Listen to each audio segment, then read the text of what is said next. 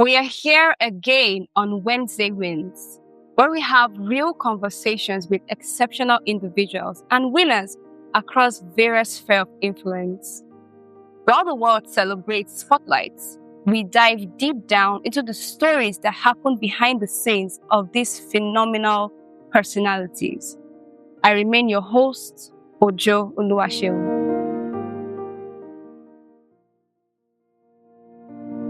Our winner for today is an inspiring and dynamic woman, one who is making remarkable strides in the fashion industry. She is an entrepreneur and the CEO of BPV Fashion World, where they make all manner of clothes, male, female, children, anything fashion, you name it. And for an industry that is saturated, she's doing exceptionally well. Please join me make welcome Mrs. Chineye Esii. You're absolutely welcome, ma. Thank you so much. Thank you so much for finding out time from your busy schedule to be here with us today. I'm glad to be here. Thank you. Now, looking at you, being an entrepreneur and even in the fashion industry, I want to ask, let's travel back in time. What inspired you to, go into fashion? And how was it like for you at the beginning? Yeah, actually, I really love fashion. Yeah. And I like interpreting my ideas myself. Back in the days when you visit a tailor's house to kind of give them styles and what you want, and maybe try to tell them your vision, at the end of the day, don't bring it out the way you are imagining it in your mind. You understand? So you'll be frustrated, you'll be complaining and all that. So at the long run, an opportunity came up for me to train myself. I just graduated and I was waiting for service. I said this is a window for me to go and educate myself on that aspect. That was when I entered into fashion world. I went to train myself. But was that like the beginning, or that was like you upscaling your skill? That's the very beginning. I have no prior idea on fashion when I decided to go and do that because I'm a perfectionist. So I like things the way I visualize them and I see them. Yes. All right. That's amazing. So that means you saw a gap. Yes. Right. And you decided to fill in on that gap, right? So how does it when you actually started? How was it like? What fashion house did you go to? And even when you registered, was it easy for you? It wasn't easy. As a beginner, literally a beginner. It wasn't easy. It wasn't easy at all, especially when you're a young mind trying to find your foot in this world. Yeah. Yeah, because at the beginning, when I decided to go and train myself. Just sponsor yourself? Yeah. Or someone sponsored you? No, I with the help of my mom, though. Okay. I was doing small business on the side. Then, even while I was in the school, I still do small business. You understand, to support my mom. She's a widow. Oh, wow. Yes. So after school, I was still doing it. Supporting myself with the one my mom gives to me. So it wasn't easy at all. It wasn't easy because after spending some few months, because I wasn't even able to finish my training when I decided to enroll myself because my call-up letter came up. I have to leave and I left the training behind. So it was during my service and after my service that I picked up the skills again. Yeah. After being frustrated into the labor force. Yeah. You know what it is, getting job in Nigeria after school. It wasn't easy at all then. I have to travel all the way down to Imo State to go and interview, government job, by the way, and ended up not getting it. And I entered into private sector. You end up not getting paid. After months of going to work, you won't be paid. So I was frustrated to the point I was like, I have to do something for myself. That was when I said, let me go back to that fashion world to kind of upgrade myself with the little I learned. That was why I entered, and it wasn't easy at all. Oh, wow. It wasn't easy. Yeah. Looking at where you started from and where you are now, you're obviously not, that girl who started at the initials and you have, upscaled and all. I want you to, just let us know. How is it like for you now? being a fashion designer? Okay, let me start from how I started. Yeah. Mhm. After training, though it was very, very difficult for me. Then I don't even have money for transport to where I'm training. Yes, I was barely feeding myself. Okay. Yeah, it was just a tough moment. And I had to ask my mom during the course of me training myself. I just wanted to be doing something. I asked my mom to bring up my manual machine, which was still at Enugu then, because I cannot even afford anything, let alone buying a machine. So I have to ask for her to bring it over for me. That was how I started. And I started making for my friends. I would ask them, please come and make for me. If you don't like it, don't pay. But if you like it, just give me anything you wish. That was how I started until I met a friend that said she's interested in knowing what I know, that I should teach her. So in the course of teaching her, that was when she suggested that we should combine and open a shop together.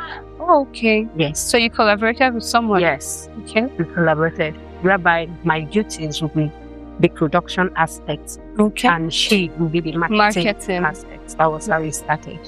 So everything finance was, sponsored by her, except for the fact that because during the course of me training and working for myself, making outfits for my friends and all that, I was able to buy weaving machine and sewing machine. So that was the only thing I contributed in the course. And then from there, as God may have it, she decided not to stay put again because it wasn't easy the first year. Wow. She pulled out? Yes. She said she would be able to do it. How did that make you feel? I was very, very, very, very demoralized. Wow. And I was down. I was almost giving up. But thank God for the kind of person I am. I'm very resilient. So I decided to pick it up from there. I had to source for funds from family, friends, even borrow, you understand, just to pay for that space. And I kept pushing. In seasons like that, sorry to cut you short. Yeah. In seasons like that, where you are bombarded with challenges and the unexpected, has just happened to you. A lot of people have the tendencies to want to say, "Okay, I'm not doing this anymore," or "This is hard," or breakdown. How this, emotional breakdown. I want you how did that make you feel? And also, how did you navigate yourself through that? Yeah, it wasn't easy in the sense that you feel like you are all alone. Yeah. Like there's no way forward because the stress alone of thinking how to move ahead would even want to make you quit. So if you know who you are and what you want out of this life, that is why you should be very sure of what you want. You understand? You should know what you want. Because if you know what you want, that's when you can get to where you want to be. Do you understand? So, and I know I want to be somebody in this life. I don't just want to be, because at that point, my mom was even asking me to come back. At least I will be feeding. Yeah. I said, no, me coming back is not helping myself. You understand? Because then I will start depending on you all over again. How will I now stand on my own? You understand? So when I think about where I want to be, you understand, and who I want to be seen as in this life, push through, to stay put, to not give up. When I think about the fact that God has called me into this life, not to be mediocre. Yeah. If you know that, I don't want to, not everybody is a Christian. So I don't want to make it based on Christian aspect. No, it's okay. It's your story. It's fine to express yourself. Yeah. My faith also helped me because if you know who you are in Christ, some certain situation will not take you down. Do you understand? Because you know God has already made that path. It's just for you to follow. Anything you see along the way, it's just a stumbling block which you can now turn to a stepping stone. So, basically, are you trying to say that for you, what inspired you and what motivated you was your faith? My faith in God, and also what you desire. Yes, what I want to be. You're just being self-motivated and being focused. Because a lot of people want, give excuses. They're not supporting me. Friends are not here, etc., etc., etc. But I think it's really important that people find this Be self-motivated, right? You don't necessarily Self-aware. and be self-aware. Think you know who you are, your identity, and what you actually want to achieve. Once you fix your mind on something, like nothing should distract you. Challenges will come, right? It's literally inevitable. Like, especially if hearing from her, our guest. Challenges will come, it's inevitable, it's life. Life will definitely test you. Life will push you, right? But it's that ability to be resilient, and like she said, being self-aware and self-motivated, that's going to help you pull through. Yes. Right now, your industry is an industry that is highly, saturated, right? We have a lot of fashion designers out there. How are you able to build your brand that made it stand out to what it is today? How are you able to navigate that whole crowded space? Okay, I would say I have an advantage because I love fashion. Okay. You have to love what you do for you to bring out the best from that. Yeah. I love what I do, which is fashion. I love fashion. So, and also I have this advantage because I'm a perfectionist. I like bringing out perfection in everything I do. You understand? So I don't like odds or take shortcuts. You understand? I like giving the best I can give. Originality. Yes, because in this country, like you said, it's saturated. You don't just have to have an edge. Something that separates you from others. Yeah. You understand? So my work, I try to be as transparent and honest as possible. Which is literally your brand. Yes, my brand. So you just have to have that thing that makes you stand out. Which in my case is putting out the best. Putting out the best. And your love for the work that you do. Because the love will push you to give out the best. If you are very, very nonchalant about it, of course everything will have to follow suit. You won't put your mind to it. You're just giving half-baked bread kind of. Do you understand? But when your mind is in it, you're giving your best and you come out the best. Yeah, I would say, because I remember when I was still growing my business, I employed some people, and at the end of the day, you will see that my customers, those that started with me, will come and tell me, Chineye, I know it's not you that made this cloth, because they've already known that my cloth, the finishing, everything is on point, clean, perfect fit. They'll easily find out. So they will easily know. So at the long run, I now decided anybody, no matter if you are a teller before you come to my shop, or if you have been trained, I would retrain you again to my standard. So you understand? So that is maintaining the standard you put out there. Exactly. You understand? Even if it costs you. Because those tellers, they find out that I'm paying them while I'm training them. But it doesn't matter, because at the end of the day, I'm protecting myself, my brand. Your brand and your image. It doesn't matter. It's not about the money at that time that you're wasting, because you're practically paying somebody you are training. Exactly. Yeah, but at the end of the day, you know what you are doing, protecting your brand, because we have so many out there. If you don't have anything that makes you stand out, how will you survive in a very competitive market? Yes, exactly. Yeah. So just two more questions before we wrap up this session. Being the CEO is a lot of work. Yeah, it's a lot of responsibilities. I want you to, just talk to us, what are the principles you apply, for your life, and also to managing your business? Well, what are the principles that you have applied in life and managing your business as the CEO? Because being a CEO, you have to deal with a lot of people, your customers, and even your employees, right? So one of the principles is just, I treat myself as an employee of the company. I don't see myself as the owner of the business. Yeah, in the sense that I place myself on salary. Wow. I work with time. Wow. If I'm supposed to be in my office by so time, I don't give myself a space, because I will imagine if I'm working for somebody, I won't be giving that person much excuses anytime I feel like, you understand, I have a schedule that I follow, regardless of the fact that I'm the owner of the business. That is what I keep to. And everything has to be scheduled. Do you understand? You don't just do things because you are the owner. Do it like you are the employee of the company. You understand? Yeah, it will help you in a sense that, okay, like, for example, now, When it comes to my shop, of course, everybody that knows me knows that because I even taught some of my friends. Oh, wow. Yes. In my company now, every money that comes already has its account that it's going. I have my rent account, I have my lights and all these bills accounts. I have my workers' accounts. Yeah.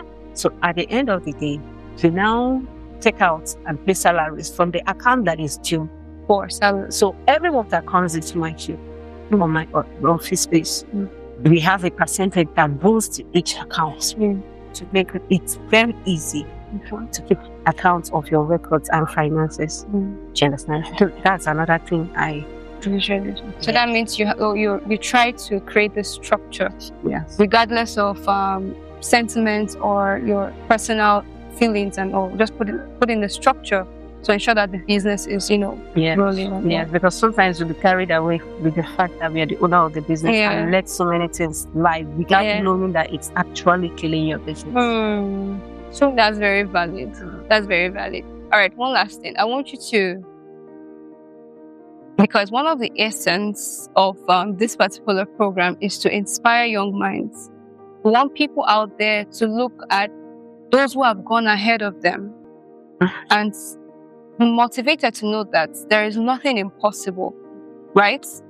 If you determine and you decide that I am going to make it. And just like you, even though you started from a humble beginning, you already believed and you knew what you wanted, right? And you went for it. What can you, give to anyone out there, any young person, or even those who are a little bit older, who are, probably not starting out life and are trying to navigate their way? I would say, first of all, be true to yourself. You understand? That is where everything starts out. What'd you say? Be true to yourself. Okay. Yes. Know what you want for yourself. Okay. Yes. Because it's fully to be wise where ignorance is a bliss. If you're ignorant of who you are, you don't even know how to navigate life or where to start. Yes. So, and another thing is just don't sit and be waiting for that golden moment. Because no time is golden. You create your own golden. You create your own time. And you work with your own time. Don't wait for any special event or any special human being to come and push you. You owe it to yourself to push yourself. Get yourself out there. Don't give yourself excuses not to start up. Like I said for the other time, you are all you need.